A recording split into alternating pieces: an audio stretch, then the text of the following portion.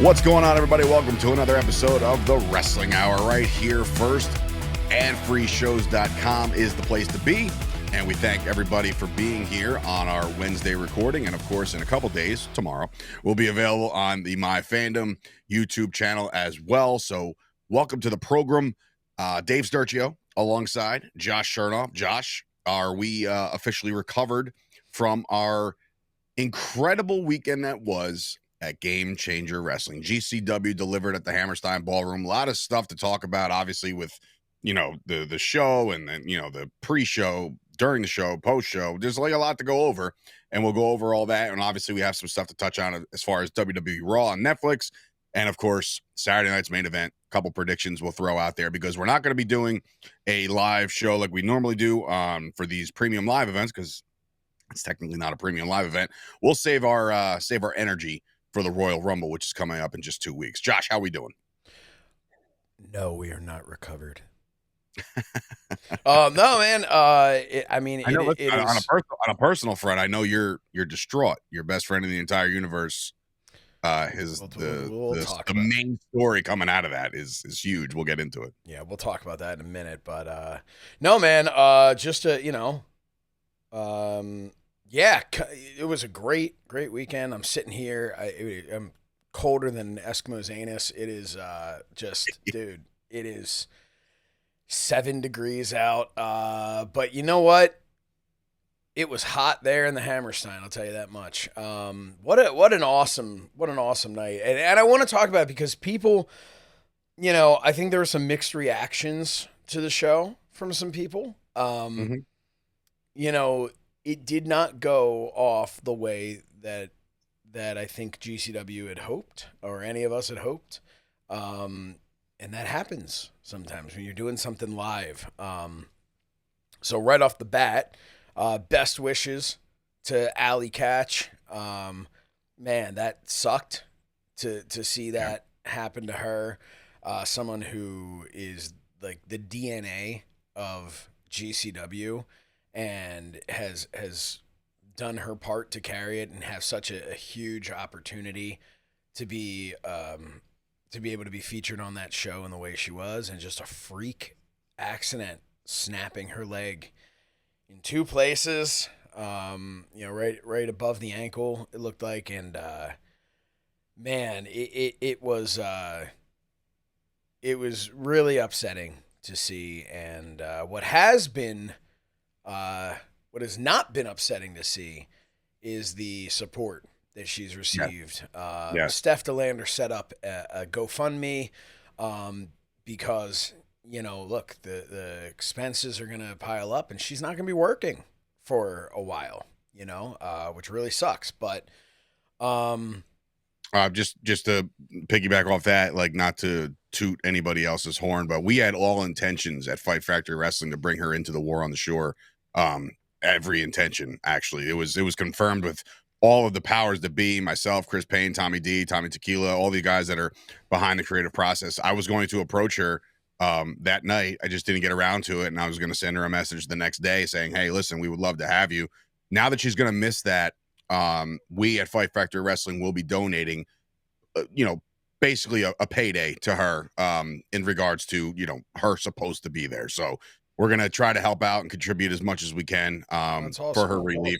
And let me tell you something, Steph DeLander, what a rock star, honestly. Yeah. Like, she was there from start to finish. She was in the crowd. It was a great show of friendship and respect. And both of those women, obviously Steph DeLander, going through her own issues medically, you know, so she knows all about it. She knows all about expenses. She knows all about that stuff. So Allie Catch, we hope you get, you know, better real soon. She's a treat, man. She's definitely electrifying. She came out with the coolest, by the way, one of the coolest ring entrance gears that I've seen in quite some time. Gave a lot of people run for their money. If you don't know what I'm talking about, just look at her social media and it's there. But yeah, we wish her the best. And unfortunately, being that was match 2, it was, you know, it was hard to me, and I think me and you spoke about this while we were watching the show. It's hard to recover as a show when something like that happens, because of the fact that New York City is not. It's a different beast when you run in New York, right? You need the ambulance there. You need the Well, and commission that was there. the thing, right? Yeah. Like it's tough to recover just from the letdown of that moment and seeing her, you know, and the fans there, you know, such a passionate fan base that much like, you know, ECW back in the day, like they just feel a connection to the talent. And I think the just kind of the depression, right, that kind of falls on the crowd. Like you want to kind of be like, all right, let's rock and roll, let's keep going. But, you know, that crowd kind of felt like one of their own. Just got, you know, seriously injured. Nobody really knows what's going on. Which again, shout out to Steph DeLander for keeping everybody updated, which was really cool too. That was awesome. Yeah. But it seems like Allie's it's like, hey, Allie's in better spirits now, obviously, than when the shock of it all. And, you know, she's posting now and she's talking from her, you know, she got back to her place. She said she crutched in the snow, crutched up the stairs, you know what I mean? So she has a nice long road ahead of her, and it's going to be grueling. And I'm here to tell you, as somebody who's, you know, torn an ACL and has been out of action for a long time, it's not easy. You just got to stay as mentally focused as you possibly can. Surround yourself with the people that will lift you up and not say like, ah, man, wish you were here. You know, like you don't want to hear that kind of stuff. You want to hear like, hey, listen, this shit's going to suck and you're going to go through it. And, you know, there's going to be days where you just want to be like, you know what, maybe I'm better off doing something else. You know what I mean? Like there's going to be days you doubt your career and you doubt what's next. But I promise there's light at the end of this tunnel. Allie is a hardworking girl and she'll bounce back from this. I know it. Yeah, and speaking of bouncing back, you know, the show did bounce back, but unfortunately, they ran into an issue with the State Athletic Commission. Right. When Allie was taken away in an ambulance, the state said, nope, can't continue until an ambulance is here. And listen, it's the biggest crock of shit that I've ever heard in my life, by the way. So, okay, here's the thing about that. Yes, in the moment you're going, this is bullshit. Come on. And at first they made it seem like they couldn't continue until the state representative was there. That's what they made it seem like at first. And that, everyone's like, what the, like, that's ridiculous. That's stupid, you know, that's beyond stupid. Not having an ambulance there, I mean, listen, what we just saw happen in that match with Allie, who's to say something, you know, significantly worse couldn't have happened in the next match. It happens. It's fair. It's a fair argument. You know, imagine the situation. Look, we saw, which just sucks. You know what happened a couple months ago with Chris Bay. Yeah. Now imagine there was no medical staff there. Right? Like that's. You know, listen, I get why it's in place and these rules are in place. Yeah. But if you're running, and this is not a testament to GCW, this is a testament to the commission.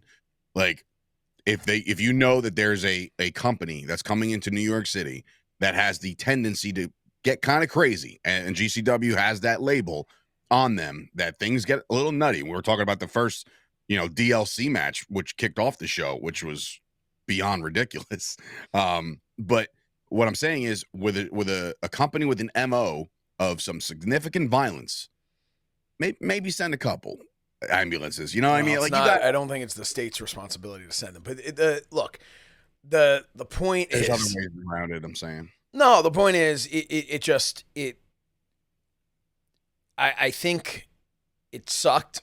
It was a bad situation, but they got through it, and that's the did. Yeah, no, that's the reality of it. Is like, you know, there's nothing they could really do in that moment. But they got that crowd back. They pulled them back in. The action started. I mean, they did get an ambulance there very quickly. When you consider it's A, New York City, B, in the middle of a snowstorm. Like, I mean, it was a snake bit situation there. You know what I mean? I'm being more of a fan than a professional, right? Like, in this moment, you know, like, I understand how it all works, and you know, specifically in the promoter side of things, who has run a show in New York, right? Who has dealt with the commission. So I totally get it, and I understand what they need there. But like you said, they were able to get the crowd back. We saw some significant action, and like I said, it started with the DLC match, which is just it is an absolute car wreck, and people know it as that. The participants in that were flying all over the place, breaking ladders in half. Like, dude, it takes a lot of force to break a ladder in half, man. And let me tell you something, they broke like 3 ladders in half, including doors, and to see Brandon Kirk, who, you know, he claims that was his last match. I've talked to numerous sources, and I'm like, he'll be back. You know what I mean? Like, he has such a gift. Brandon Kirk has such a gift, and I think that he'll miss it relatively soon, and he'll be back soon. Listen, man, I had the honor of being in the crowd at WrestleMania 24 for Ric Flair's last match. And then I also had the opportunity a decade plus later to work backstage at Ric Flair's last match. And, you know, so yeah, man, it's the wrestling business. Yeah, dude, it's very hard to call it. I'll never forget when Terry Funk retired back in 1998, you know?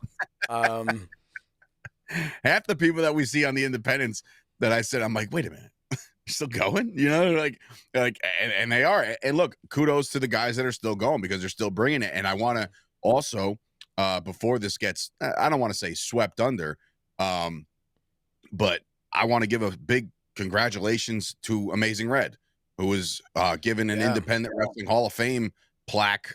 He's going to be welcomed into that, and it was cool for him to be joined, you know, by Homicide, Grim Reaper, guys like that, like the OGs.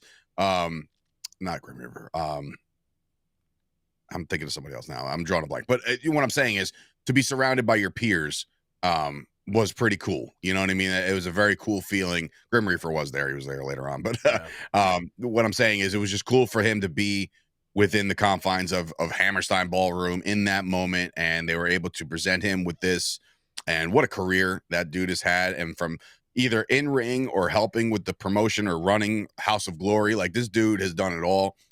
So congratulations to Amazing Red. First time I ever saw Amazing Red, he and I we wrestled on the same show in Warrington, Pennsylvania, which is right, like, very close to where I live. And we wrestled at a skating rink that I had gone to as a kid, which was kind of cool. And we were on the same show, and I just remember being blown away. And this was, October, I want to say 2001. So I'm fresh out of training, so much so that the match was so bad that I was then accused of having not trained, even though it wasn't my fault. We've talked about Where were you in 2012? Dude, I don't know. Where was I? Like, I wasn't wrestling in 2012. You weren't wrestling. Okay. No, I stopped wrestling at the end of 2008. Okay, because I was just curious because now I'm starting to think about shows that I attended early on in my career. And I remember me, Kevin Matthews, and somebody else took a drive to WXWC4, and that was those guys over there. So I was thinking, for whatever reason, it was a match between Janela and somebody else. And I was like, I'm thinking to myself, like, wait a minute. Like, no, I just remember at the show, it was, so the guy I was wrestling with against, he wasn't properly trained, but he was a friend, and he and I were supposed to team against, I want to say their name was the Ratchies, the tag team. Sure. But we were supposed to wrestle against them, and I was, given an opportunity, hey, kid, you can be on the show if you sell some tickets type deal. And it's like, we can put you in a tag match. You got someone to tag with? And I asked around, like, the different people I was training with. And then I finally was like, all right, I'll ask my buddy that I, have wrestled with before, and who went on to wrestle, years later and stuff like that. But at the time really wasn't trained and didn't really know what was going on. And we get there that day, and they go, yeah, change of plans. You guys are going to wrestle each other.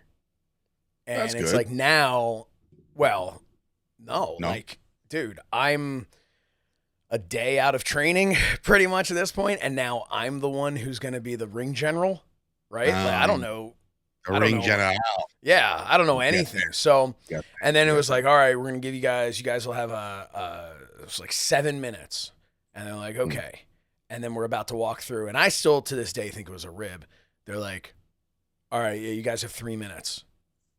And we went out, and I'll never forget, I sent him off the ropes and I called a drop toe hold. And he's coming at me, and I went to, hit him with a drop toe hold. And I was gonna pop right back up, get him with an elbow in the back of the head. Right, I had it, so I sent him off, drop toe hold. And as I go for the drop toe hold, he too goes for a drop toe hold. Classic. And that was it. and we, unlike GCW, we did not recover. It was bad. Oh, you know what? I don't want to get too far ahead of the card because we mentioned Brandon Kirk before, but we didn't mention the fact that there was a pre-show, a kickoff show that let's talk about that. Yeah, we collectively got to do a little work for GCW, and let me tell you something. First of all, to do it was surreal.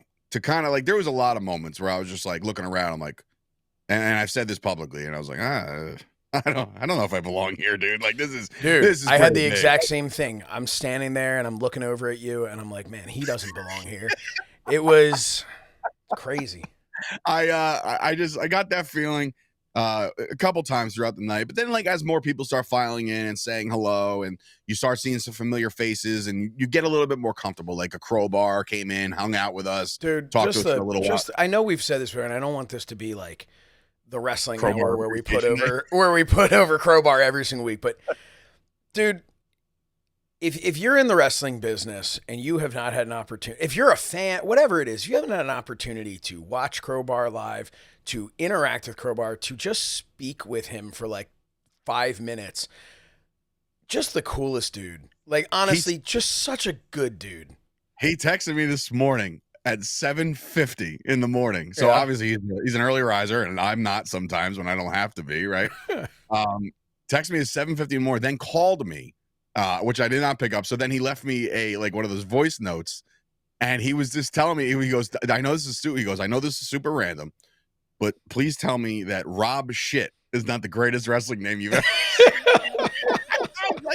I was like, yeah, dude. I was like, dude, I literally lost my shit calling him in that Rumble.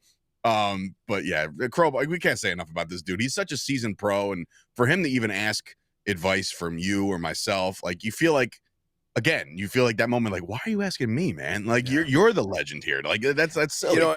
And having him come back with the, I love what he's doing now, where he's kind of mixed the new version of himself with a little bit of the old, with the jeans and stuff, and coming out it was my idea. Yeah, coming out with the pipe, and just, and he even told me, he's like, yeah, he's like, this is the pipe from WCW. He's like, I took it. I know, he still has it. It's awesome. Holy crap, that's awesome, man. And not only that, he put it to use. He was lighting people up. Right. Yeah, he was. People were eating. Anyway. Wow. I digress. Look, I was so thrilled to be able that we had the opportunity to call the Battle Royal. Battle Royal or a Rumble or anything. Yeah, I'm sorry, Kickoff Rumble. GCWmerch.com, Kickoff Rumble. Yes. Thank you very much. The fact it has a little bit more merit than the Royal Rumble. I mean, or than any other Battle Royal. But dude, the fact that there are a couple of things without going too far behind the scenes or anything. There's an opportunity when people like us come in there for people to be worried about their spot. We see this in the business a lot, right? Mm-hmm. Where you're looking for an opportunity, but the person who maybe is looking over their shoulder, they're kind of like, oh, is this guy trying to come in, trying to bump me out? Man, the announce team there easily could have been like, why are you putting them in? There's no reason for that. We're already out here. We're doing it. Shout out to Veda Scott, who not only was awesome in working with us, but then also took a picture of us doing commentary because she's like, yeah, no, I didn't know if anyone was going to grab a picture, and I thought you guys might want this. And I'm like, man, that is so cool. Just the whole crew there was so welcoming, so inviting, and I think, doing a Rumble or something like that, it's not always the easiest to call. Look, we like to be able to put over every single person who's in there, and then it gets challenging, right, when it's that many people. But hopefully we did that. We did it justice. It was just it was an awesome night. The Rumble did end with a bit of controversy that I feel like I don't really want to talk about because there's not much to talk about. There's not much to talk about. The fact of the matter is this: PCO made his long-awaited return to GCW after obviously he's been doing wonderful things with the back end of his career, with this PCO character and everything like that. But yeah, after the win, got a little personal, got a little, get on the mic, and all Emma wanted to do was just get a word and say like, "Hey man, where you been? How you doing?" So that's what we were. He took it upon himself to just go, and I'm like, what we knew, God. What we were told was that there'd be that Emma would do the post-match interview, and at the end he'd shoot it back to us, and we'd be up there on the stage, and then we would kind of introduce Brett and things like that. Obviously, that is not what transpired, and which is fine. That's from our not fine according to some people, but fine for us. But man, just here's what I'll say. Whatever the case was there, and whatever his reasoning was, listen, man, that has nothing to do with me. That guy's a veteran. I'm not questioning anything. What I will say is, over 1 million views of something that has our voices on it. I'm not going to be terribly angry that someone went into business for themselves because, it was eerie. Can't believe he would do that and make everyone hear us.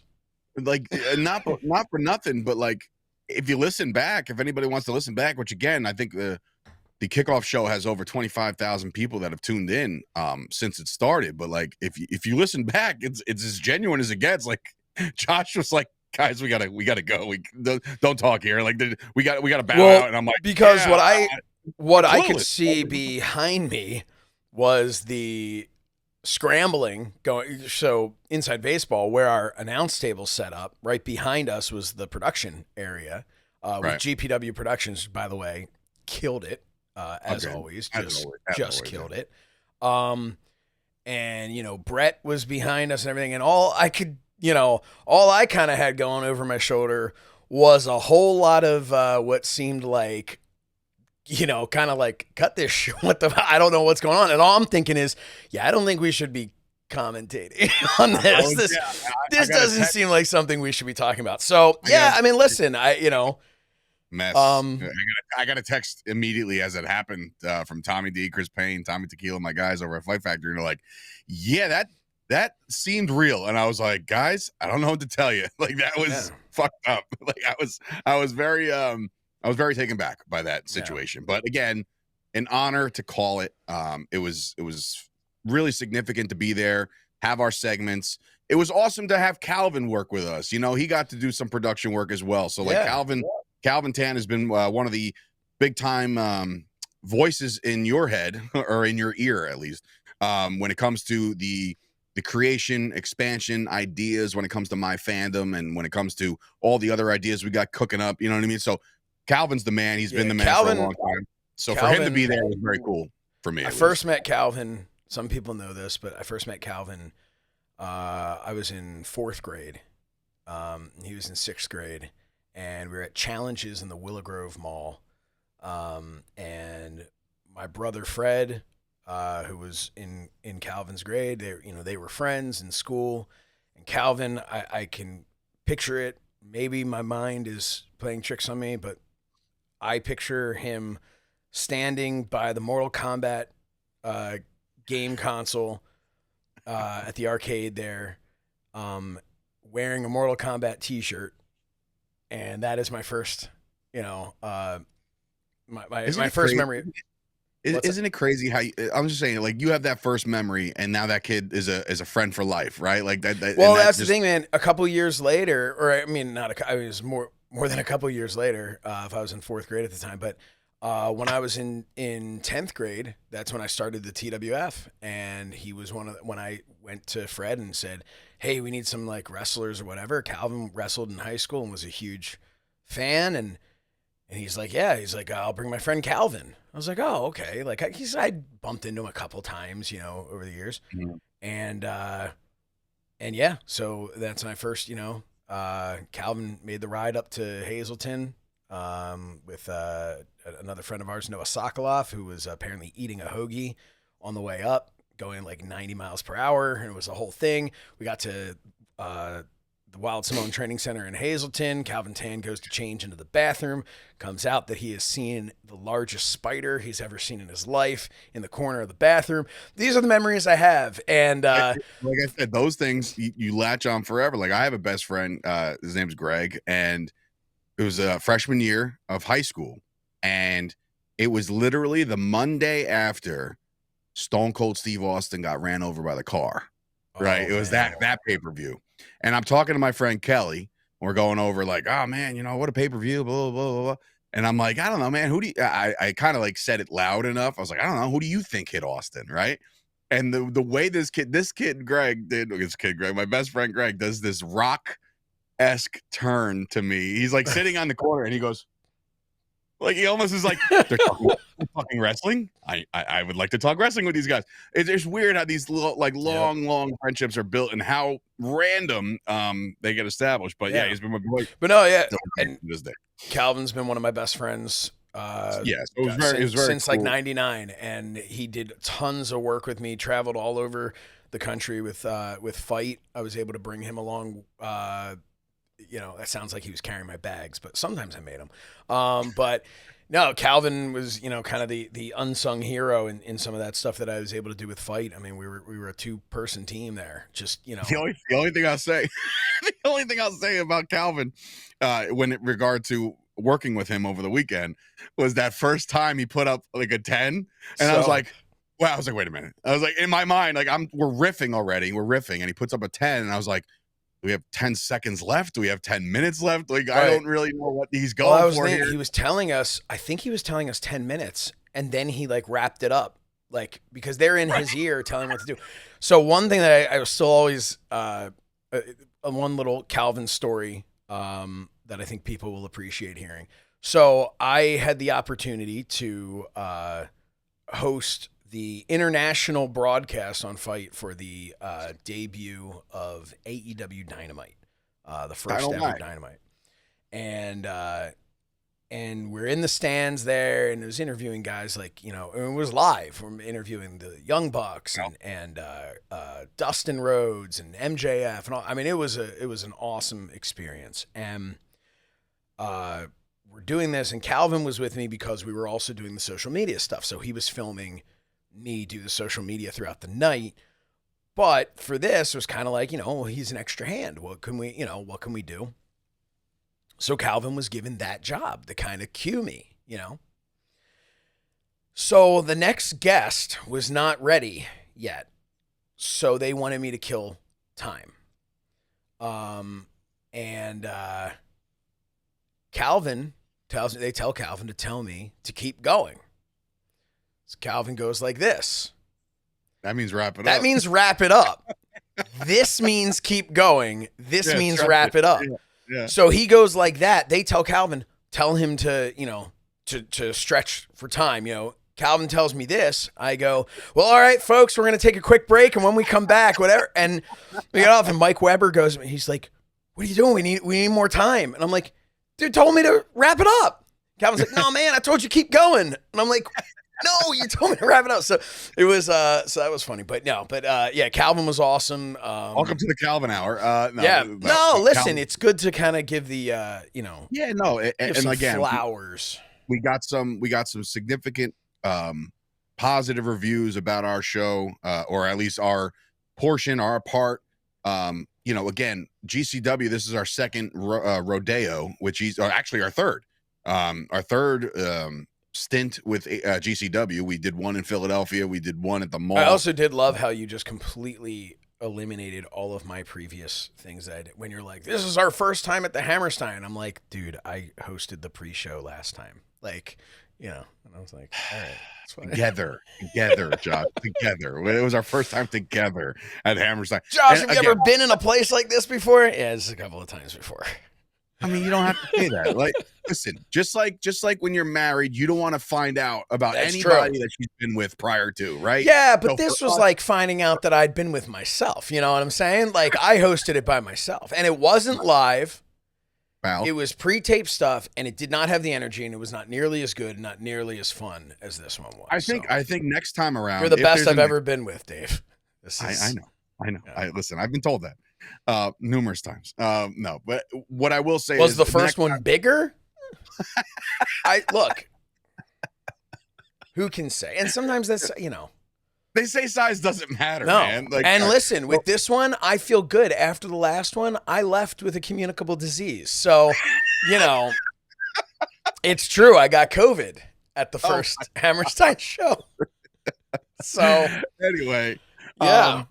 I will say, man, I had a thought and I crushed it and it was gonzo. Oh no, you know what? Next time around, if there's a next time around, which all signs point to, we will be back with GCW again at some point.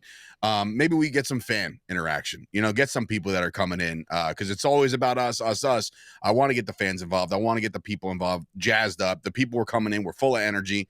Like I said, I think one of the funnier pictures that were captured of me laughing was because you were putting over the woman who was just crutching her way into her seats and said, like, this lady just had a match last night with GCW. It was just, sometimes you break me, and that's, I'm having fun. It's my and entire this is the job. most fun that my I've entire had. job is just, okay, if I pop Dave, then chances are the people watching at home also found this to be amusing. Right. Like, you know what I mean? Like, that's, no, the one clip I put out there, you're like, can you get this tie? No. But every time I seen that clip now, and that is out there, I'm just like, dude, that's so stupid, but so funny at the same time.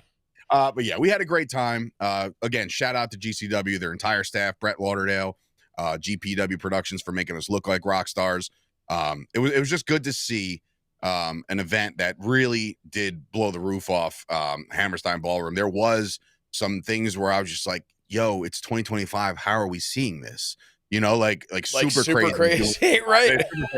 Doing a moonsault off the balcony, the same damn balcony that he did his moonsault 20 years ago. 20 years ago at I mean, unbelievable. That's insanity to see him do that at his age and throw a caution. And look, again, did I ever think in a million years that I would see Tajiri again? And not only Tajiri again, he comes in, he's doing his fucking kicks and shit. I'm like, dude, let me tell you something. You put some black dye in his hair, he has and you take a picture or you take a video, and you have no idea if this is 25 years ago or today. The only thing that has changed about that man is his hair color. That's it. Right. Like, and you know what? He learned to embrace the gray, as I'm starting to do as well. You know what I mean? Like, these are just things that we just have to. It happens, right? It happens. It's life. We're men. This is what happens to us. But I find it incredible that we got to see stuff like that. And then there was a cage match where Richard Holiday. By the way, shout out to Richard Holiday, who's had a fantastic January. By the way, he's the brand new ACW champion. Now he comes out there and wrestles in a fantastic match against Charles Mason. Charles Mason is one of those guys that not enough people know about or talking about. I think he needs to be absolutely everywhere because his character is so, you look at Charles Mason, you're like, oh, I get it. He's trying to be like Hannibal Lecter or something like that.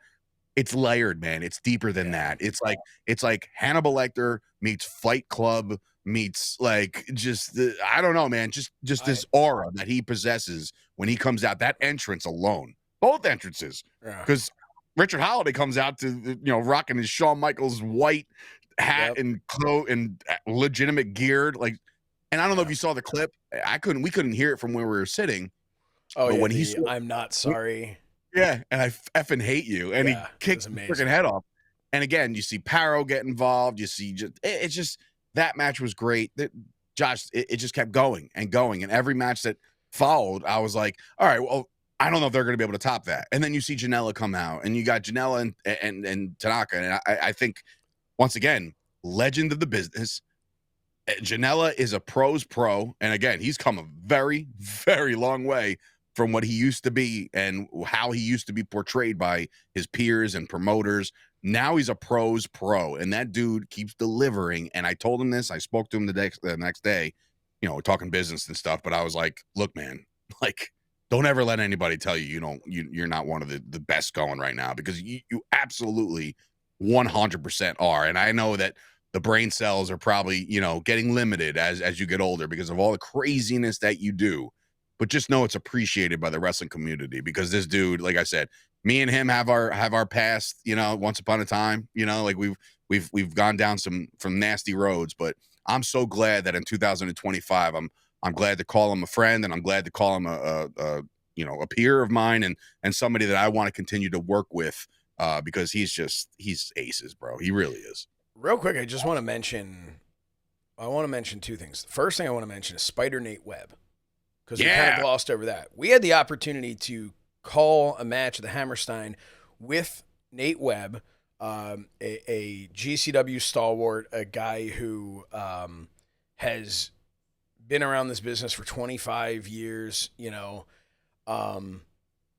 Recently broken clavicle is why we're doing it that way. Yeah, but I mean, first broken bone in 25 years, he told us, which is but the dude very hard to believe. Seriously, just, you know, he was such a pro. So, you know, and again, that's the other thing. There was no ego with anybody there, whatever. It was so refreshing. But no, Nate Webb, I'm going to tell you, I was really impressed. I don't know how much commentary he's done in the past, but I was really impressed with him. I thought he did a great job. And I think the 3-man booths are very hard sometimes. Yeah. And like, you don't know, like, obviously it's been established. If 3 of us sit down, I'm the play-by-play, you're the color. But to be that third guy, you have to really pick your spots and not talk over anybody else.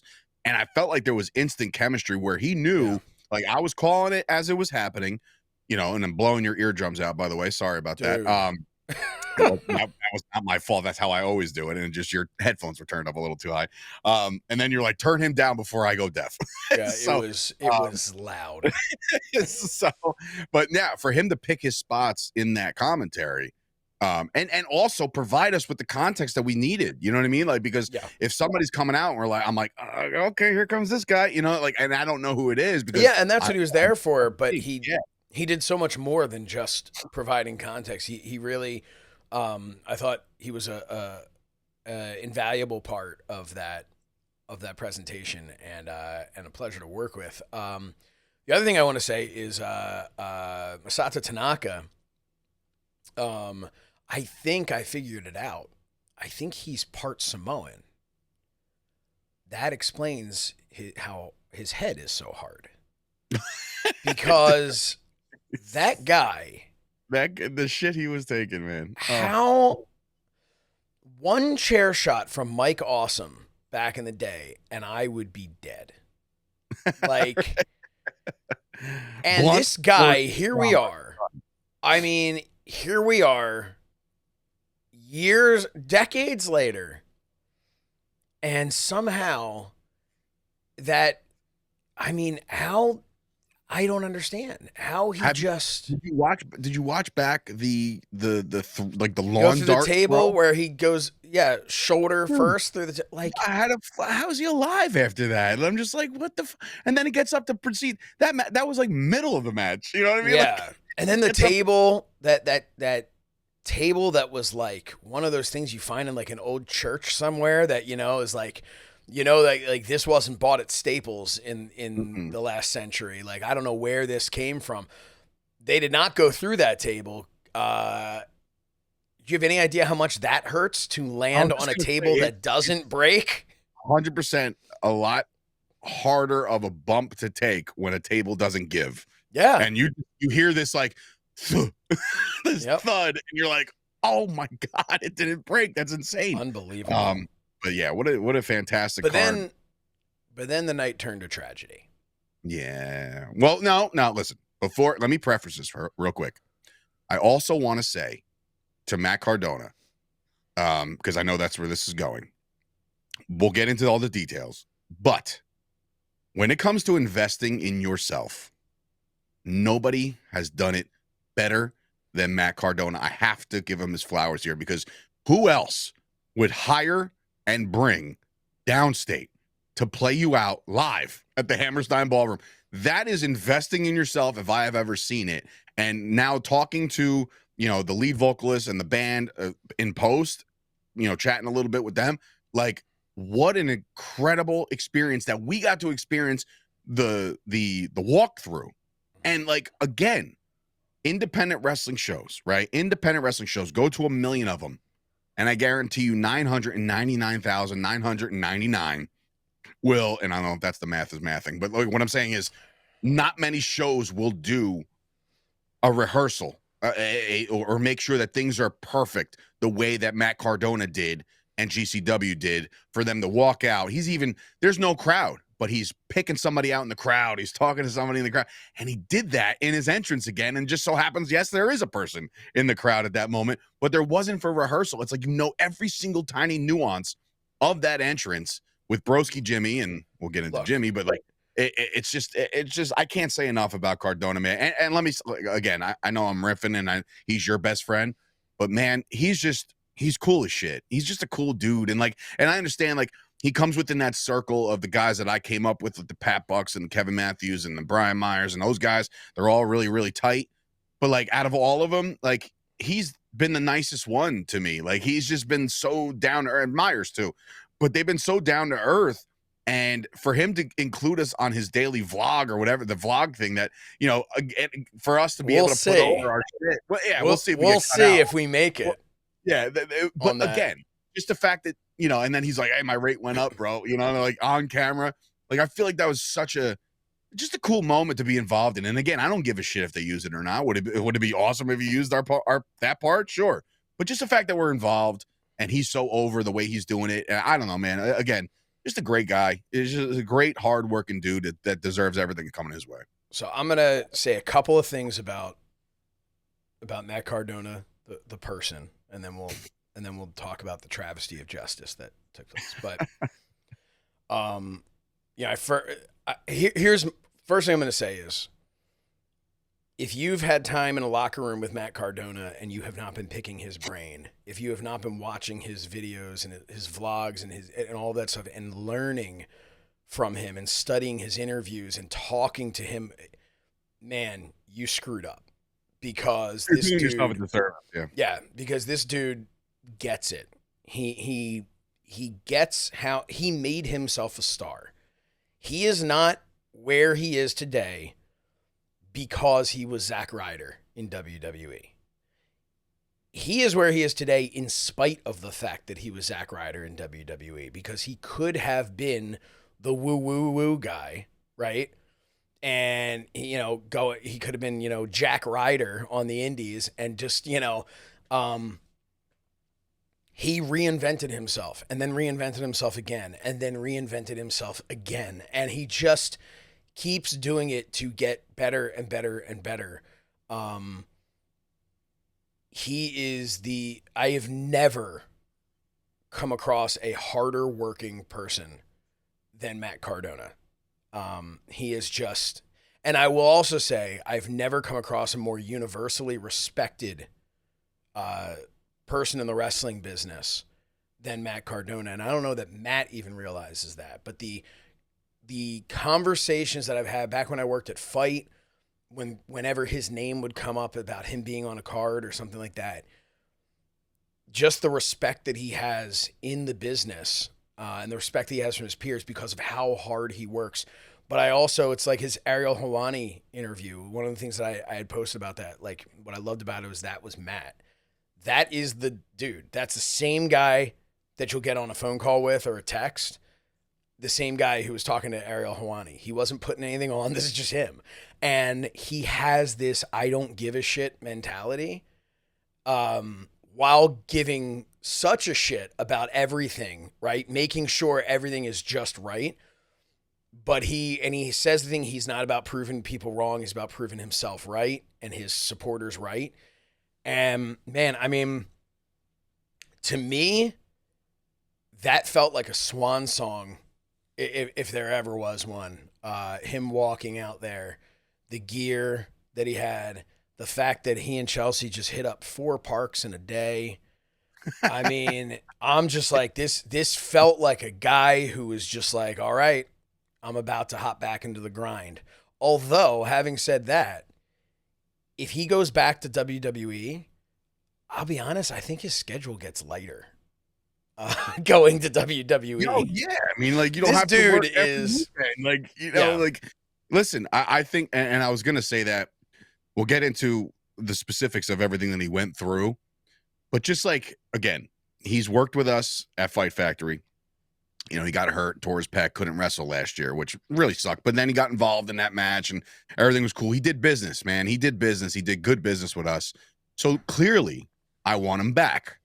And the fact that Matt Cardona would not, I don't want to say he denied a booking, but he was just like, we'll see, you know? And I'm just like, okay. And then to see the night play out the way it played out with the longest story or longest term storytelling possible, I was like, man, if that's not it, I don't know what is, right? And I think that, and I'll be the first one to say, if that music hits, if Downstate is played during that Royal Rumble, that I will react as if I am a 15-year-old fan and get very, very excited for this guy because he is the one that did it his way, took no shit from anybody, didn't care about whatever everybody else was doing, never put out this whole like, woe is me, like, can't believe AEW didn't offer me a contract, can't believe TNA doesn't like hang on to me for dear life. Never did that. He just, okay, no contract, cool. I'm just gonna go crush GCW real quick. I'll call you guys later. You know, like it's a testament to his hard work, and I really, really, really hope that he's back. And I think that I'm probably frozen right now, which is because it's because I'm probably getting a phone call from an annoying somebody. But it'll, as long as you're hearing me, it's all good. But he really did put in the work, and I can't stress it enough that this dude is just. And I'm going to say right now, like you and I do not know. He has not. First of all, and by the way, I'm not saying like, oh, he's definitely. I have no idea. I have an acquaintance that reached out to me, asking, you know, it was kind of just like, dude, like, why didn't you?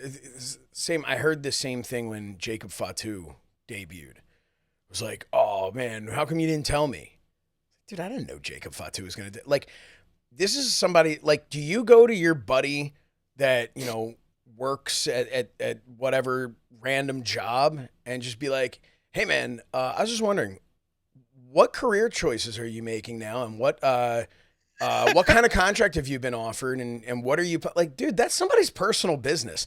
We forget sometimes, you know, as fans. We can speculate. What's he going to do? Where's he going to go? And all that. And that's the fun of it, right?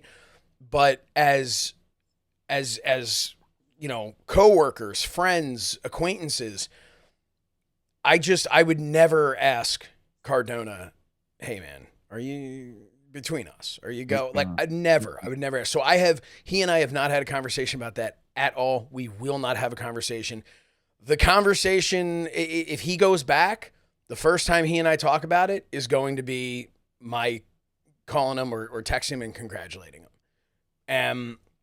But the thing is, he helped put GCW on the map. GCW doesn't go to the Hammerstein the first time or the second time without Matt Cardona, in my opinion. And that's not to take anything away from anybody else. No, he's just a big horse in this. He's one of the guys. He has made people. He has put people over, including the invincible guy, whatever his name is. Jimmy fucking Lloyd. Jimmy fucking Lloyd. No, I'm talking about that one dude. So Matt Cardona has a mystery opponent. Yeah. And first, it's this one guy that Dave's huge fan of his. Dude, first of all, I have to. I'll pull back the curtain. I don't care.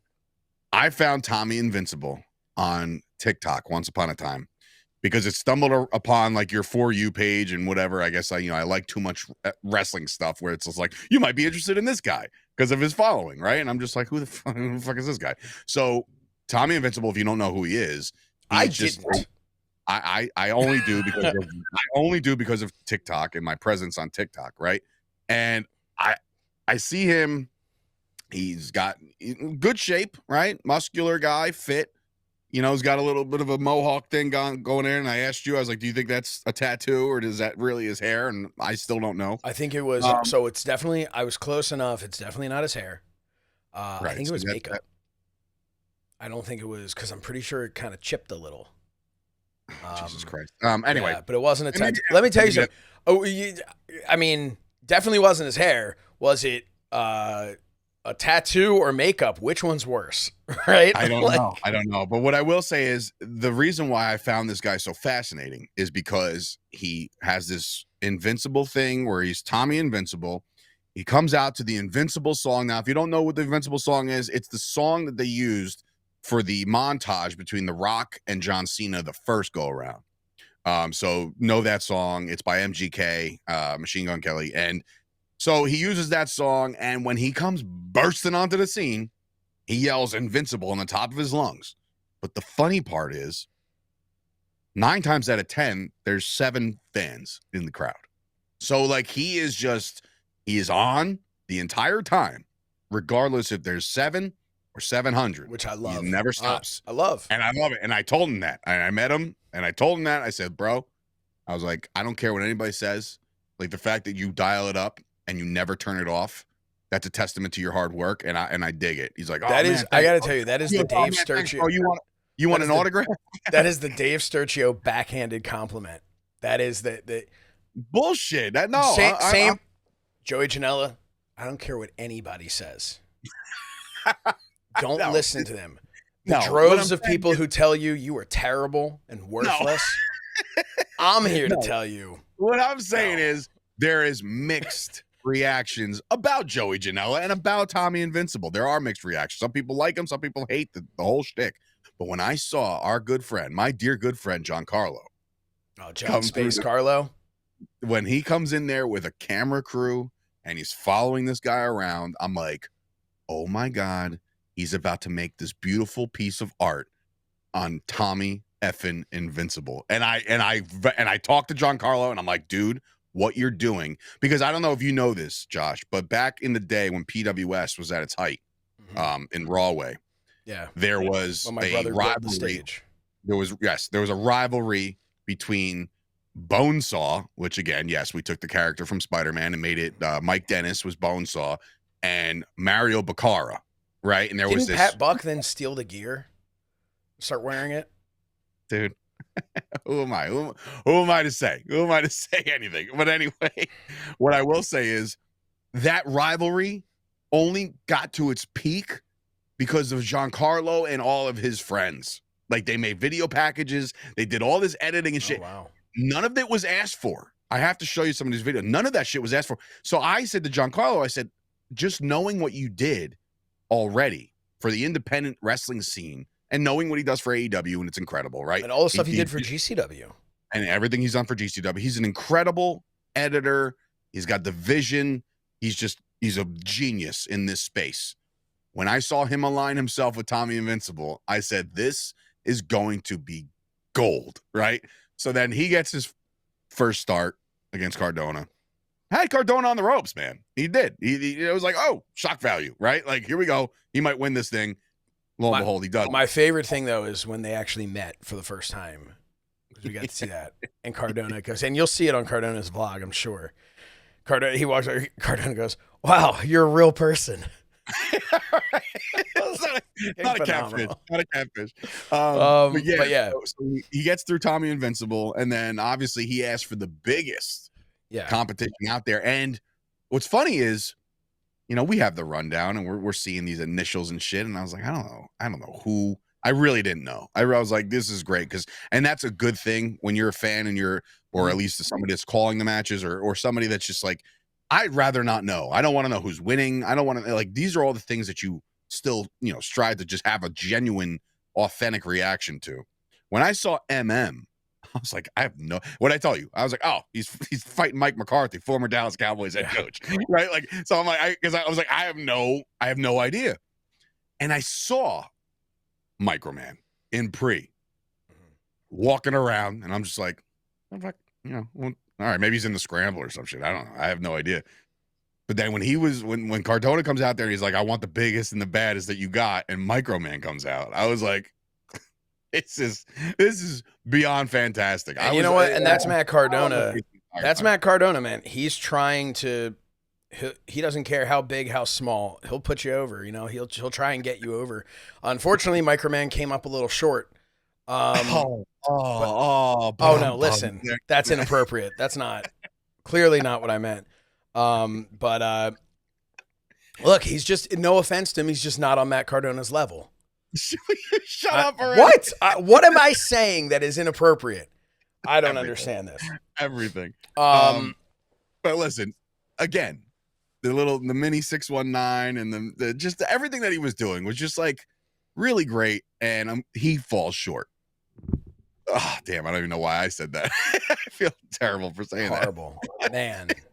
But then it ends with, again, this is why independent wrestling gets, most independent wrestling companies will go out there and put on shows and hope you liked everything. Go grab your hot dogs and, leave and carry on with your merry way. Not GCW.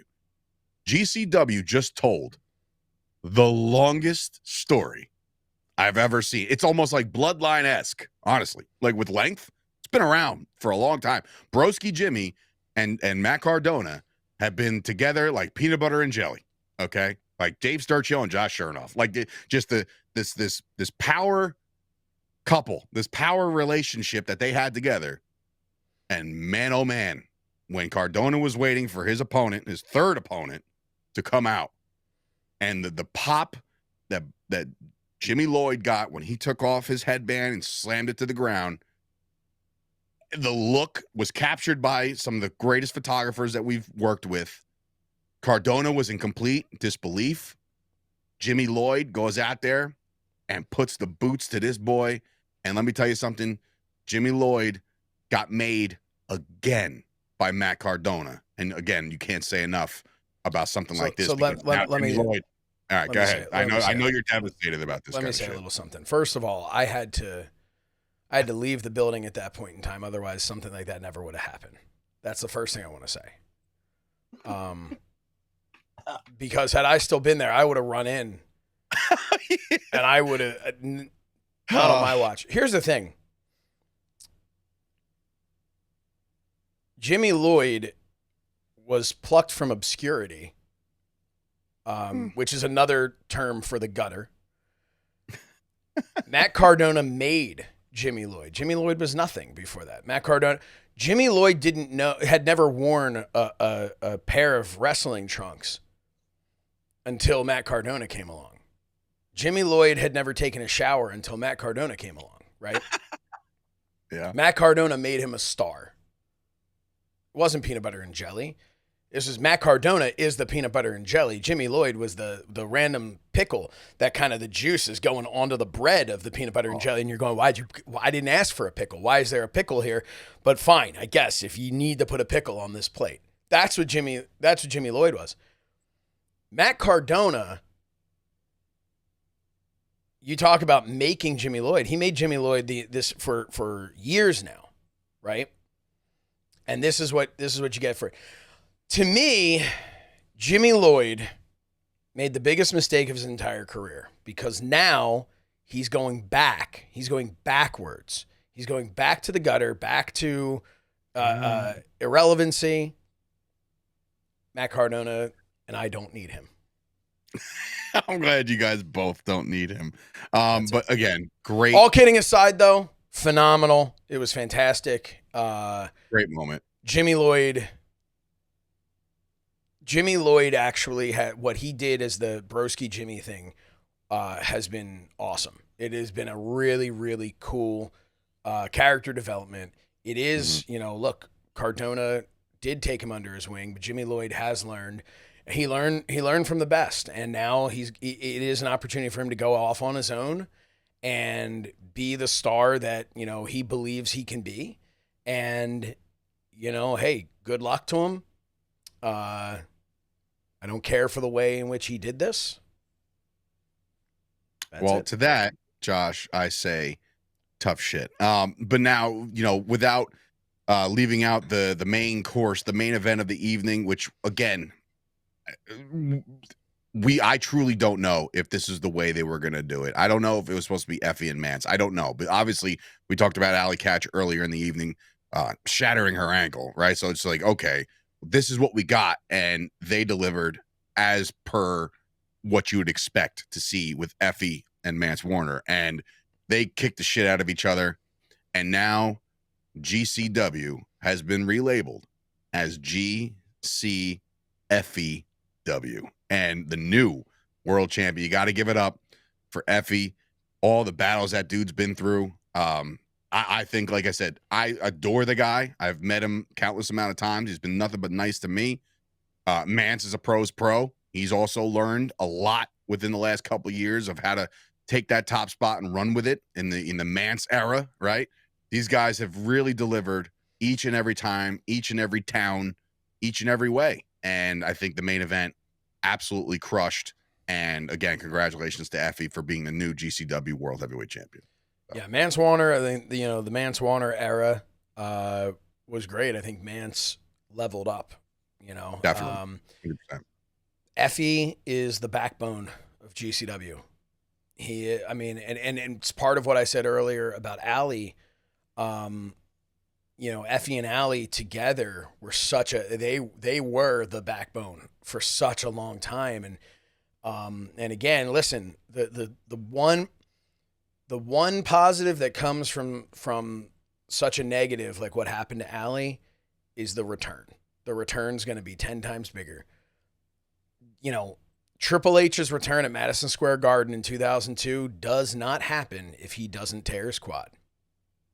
So think of it that way. One of the greatest moments in his entire career was that return. One of the greatest moments in WWE history was that return. And it doesn't happen if he doesn't tear his quad. So listen, she's gonna come back bigger and better. And I'm really curious to see what's gonna happen then. But in the meantime, Effie, people love to chant "You deserve it." I don't think there's anybody in that locker room who deserves it more than Effie. What he has done for GCW, what he has done for that fan base, what he's done for just inclusion in wrestling, which I know might not seem like a big deal, but dude, I mean, there was a time where Effie's not a babyface, right? Effie's the heel because people are meant to be uncomfortable by that. And, by the way he dresses, by the way he acts, that's typical. Oh man, he's going to get so much heat because he'll come out there being like this. Not Effie, man. Effie is just universally loved by the GCW universe. And what I will say is that the best part about Effie is that he is unapologetically him, right? Yeah. Like he's never going to shy away from who he is, what he believes in, how he lives his life. And I think that's a very, very good trait to have when you're in a business where it's so cutthroat and so I'm stomping on this guy and I'm stomping on over this guy and I'm going to climb over everybody in my path. But at the same time, he doesn't have to do that. He was just unapologetically him, and he grew his fan base, and now he's champion of what I think is the biggest independent wrestling promotion in the country. Yeah, Effie is, if I may use some foul language that you love, Effie is the fucking man. He's awesome. He has been so cool backstage with us, so welcoming, and just the guy is he's just a workhorse. He just, he's done incredible work. And I will say, Effie might look great with the Atlantic Ocean behind him as a backdrop. That's all I'll say. That's all I'll say. May or may not have already talked to him. May or may not have already booked him. We don't know. I guess you'll have to find out, buy a ticket to the War on the Shore. Would be big. That would be big. That would be very big. So stay tuned to that as as we wrap this episode up. I know that's the thing about Jimmy Lloyd, though, right? you got to let it go. Jimmy Lloyd had his ticket punched to the ocean. He was going to be, that guy was going to go anywhere he wanted to go. Not anymore. So listen, I know we didn't talk about Raw and we wanted to, but again, we dedicate this entire show to GCW and their Hammerstein Ballroom show and the people versus GCW. And again, they knocked it out the park. The next time you hear from us, we will be going over results from Saturday night's main event, the fallout from that, and we're going to make some predictions next Wednesday, or at least we'll touch on some of the matches, because next Saturday, we are going to go live. And I think, Josh, if you want to fill in the people with what we're going to be doing with ad-free shows, because I know it's a very big thing, and I know it's in the works. I don't know if you want to confirm. I'm throwing it out there right now. We're putting it out there for all the ad-free shows people. Let's do it.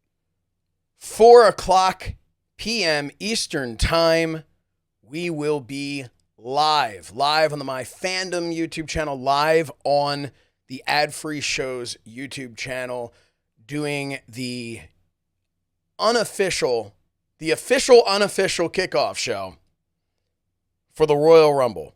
We will be doing 90 minutes, because that's what we do now. 90 minutes.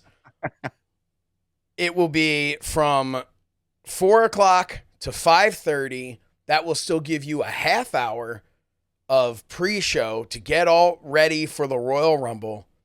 And we will, this I've been told, and we're doing everything to make this happen, that Top Guy Rumble that's taking place in Huntsville, Alabama, for all the top guys and gals for ad-free shows, that you will be there. You've got the game event going on. You got Top Guy Rumble happening with Efren. It's going to be unbelievable. Efren has a championship belt that you can win. Apparently, you can win Eric Bischoff's money, which I would love to. And you know, you're on your own, Josh. You and I are going to be on the big screen there, so everybody, all the ad-free shows folks, can enjoy what we bring to the table, and we encourage them to have their phones out, typing away their questions and interactions, and you will be sitting there watching on the big screen, and in real time, we'll be seeing what you have to say and talking right back to you. So we're excited for that. It's going to be the official, unofficial kickoff show for the Royal Rumble. I am super excited about that. It's going to come to you on February 1st. And of course, we have everyone is invited to tune in except for Jimmy Lloyd. Everyone. Jimmy Lloyd, you have. I'll give you ad-free shows password. I hope Matt Cardona comes back in the Royal Rumble, because if Matt Cardona comes back, do you know who would have been standing next to him? Jimmy Lloyd. Not a question in my mind. I actually have it on good authority that Matt Cardona has had talks with WWE, and one of the sticking points was he was insisting that Jimmy Lloyd be by his side upon his return. Well, I don't know. I mean, that's actually why he was offered. Matt Cardona, might not know this, was offered a $10 million a year contract with AEW, but walked away from it because they didn't want Jimmy Lloyd on their television.